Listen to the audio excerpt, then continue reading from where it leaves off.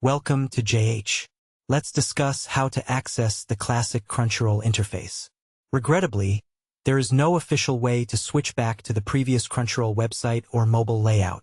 By 2026, the update to the current UI became permanent, and the beta version many users preferred has officially become the global standard. While official support is gone, some community-developed methods might help you replicate certain features or the aesthetic of the older platform. A significant update for 2026 involves those trying to use the legacy site to bypass restrictions. Starting January 1, 2026, Crunchyroll ended its free, ad-supported viewing tier. Consequently, even if you find a way to run an older app or site version, you now need a paid membership to view most content. The long-standing free with ads system is no longer operational. I hope this clarifies the current situation regarding the old Crunchyroll.